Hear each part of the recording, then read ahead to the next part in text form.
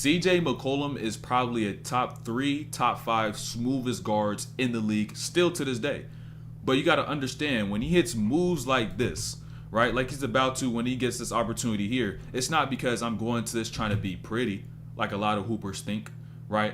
You got to understand, when CJ McCollum gets this right here, he rips through. Look at Harrison Barnes. He helps in.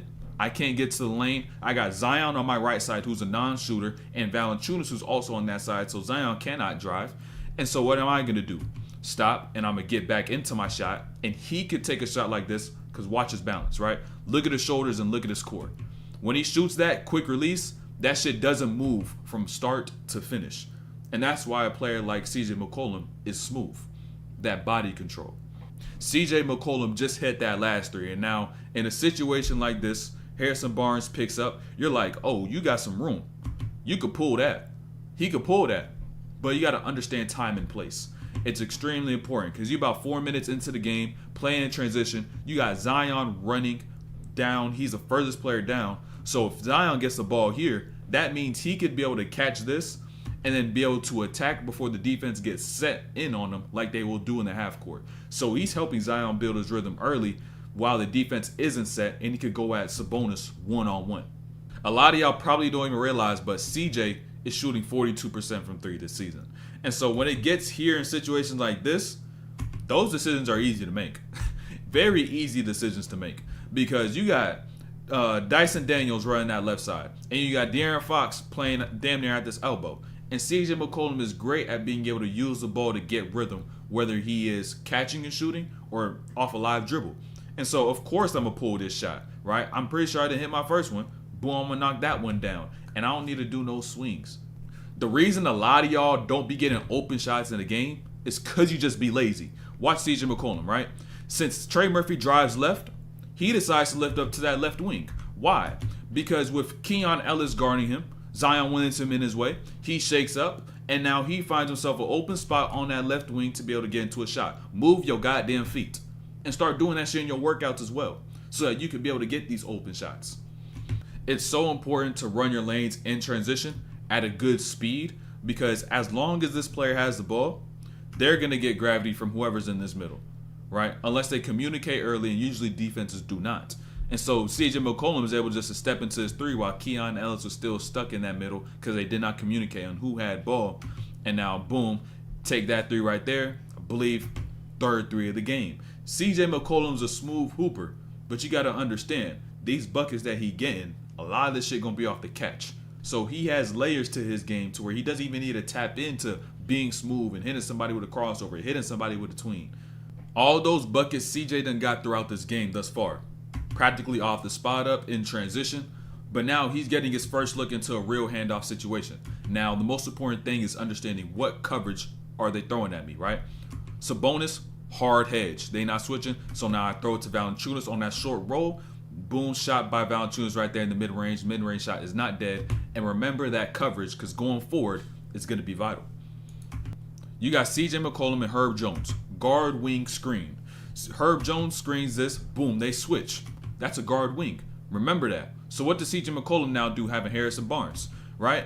I'm now not only going to do this again, but I'm going to get a better shooter to run this action with. So then once he goes and sets this screen, which really is a slip, they're going to be late on that switch because the reason that switch was even good the first time is because that shit was Davion Mitchell. He was already ready for that switch. And so now they got two on the ball. He slips out. Pump fake. He gets into a lane. Low rip through. Continuation foul. He gets to the free throw line. CJ's now going to get a handoff from Valanciunas. And these situations are practically a pick and roll, right? Where the tag is coming from. And so now notice. He reads the tag on Harrison Barnes. He pinches in. Fox don't drop. He stays high. Skip that to Dyson Daniels. Now, also remember, CJ McCollum has about 4 threes or so at this point, right? Low-key lost count. So now when I end up getting a closeout, hitting that many shots, I'm not going to try to shoot because they're going to run me off the line. I'm going to take what you give me and actually get into a lane, and this is how I play off layers, have in the spot-up game.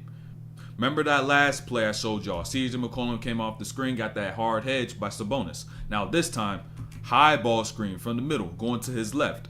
And with the hard hedge from Sabonis, That shows you that they want to take away his perimeter opportunities, his shots, you know what I'm saying, his ability to score. So now what CJ is going to do is be a step ahead of that. He's going to get into space, show the ball, show his eyes, only for him to go and drop this down to Valanciunas on the short roll, pull Harrison Barnes in, leave Dyson Daniels open, and even though he is a 31% three-point shooter, he knocks that one down. Look, watch CJ McCollum, right? Valanciunas got the rock. You know Valanciunas not going to cook. But notice what CJ McCollum does, right? He tails back, he's trailing back, and he's just jogging. Your coach will tell you run hard as shit, but you should not in this situation. Because now when Zion gets the ball, he's the one who has gravity, and he's the one that's going to get CJ McCollum open, and that's when he begins to sprint hard and get to his spot. So once you get that rim gravity, that paint gravity, that's when you also got to match that with your speed and your pace. A lot of y'all hoopers, when you're on CJ McCollum in the situation, y'all get so impatient. Y'all always want to go run up to the wing and get the ball as soon as you just see someone doing nothing. But you got to wait, right? You got to do this. Look at CJ McCollum, right? Watch CJ. Look at that left hand.